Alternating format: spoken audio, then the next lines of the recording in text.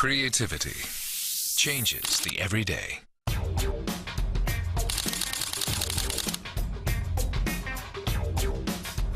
Creativity is beautiful. Creativity is active. Creativity is freedom.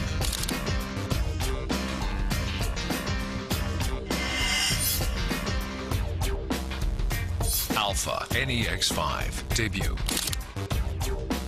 Sony.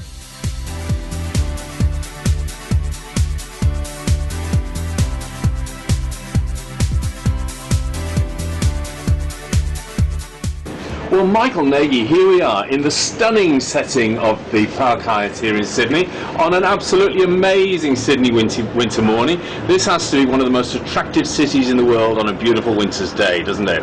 Thank God for a beautiful winter's day. Yeah, because I know the weather in Sydney hasn't been brilliant over the last couple of weeks, but as an artist and an art dealer, I mean, you must look at Sydney and think, you know, it is a very sort of artistic and photogenic city, and it's one of the most painted cities in the world in many ways. Well, I think it's one of the most beautiful cities in the world, just sitting on one of the most beautiful harbours, and that's where we have the good fortune to be on this harbour. Absolutely.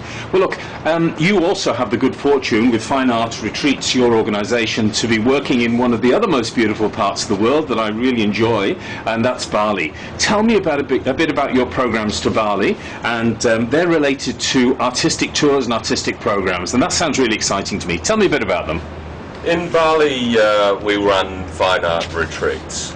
These retreats are usually small groups of a maximum of 8 people, where they're conducted by major Australian artists who run the workshops and impart their creativity and knowledge and inspiration of the location of Ubud, which is perhaps one of the most beautiful places in the world. I mean, we go to great locations, temples and palaces, waterfalls and volcanoes, and it's just hard to beat the Balinese for friendliness and beauty in their own personality and creativity in their daily life.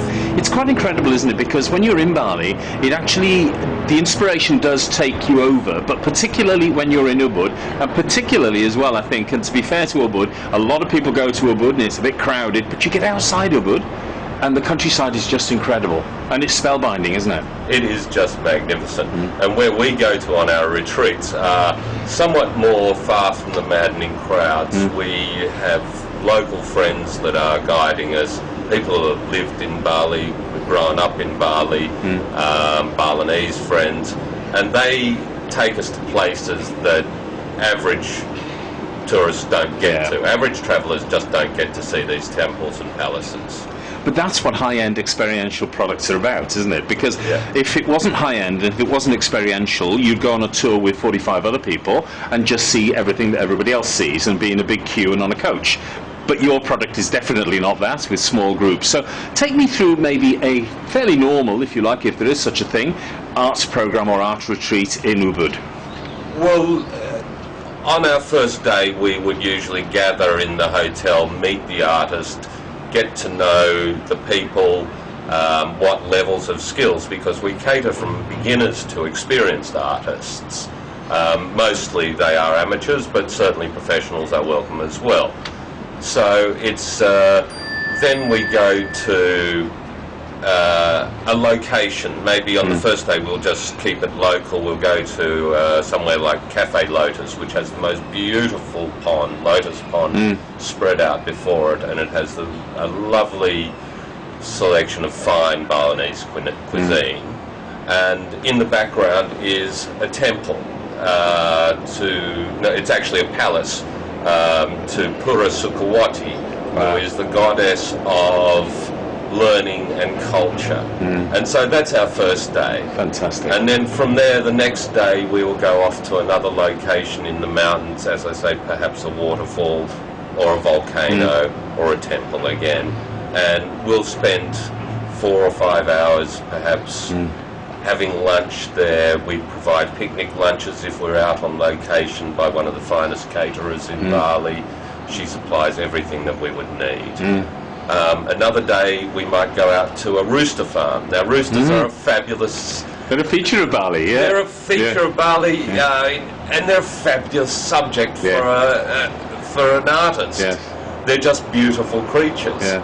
And so to go out to a farm where 1,000 roosters are perched on their hutches and making all this noise, but just strutting their stuff, big, powerful, well, small, powerful creatures. And so we might do that, or another day we might go to someone's home and work in their home and in their private temple. Another day we might have a live model that will pose for us. Yes. It's quite interesting, isn't it, that there are a lot of private temples in people's homes in Bali, and the Balinese are actually very religious. Very much so. And you've got to be careful not to offend them and so on with their temples, although they're very easygoing people, aren't they? The Balinese are beautiful people. They're very understanding people. They don't sort of spring to anger if you make a mistake. They understand that you're a tourist and you don't necessarily know their way. Yes.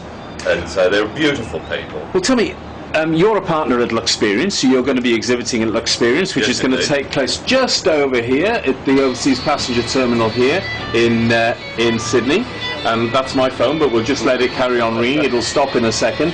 And this is taking place in September, okay? So what are your views on Luxperience as an opportunity for you to promote these excellent programs to Ubud in Bali? Well, I see Luxperience as being an opportunity for me to break into a different market.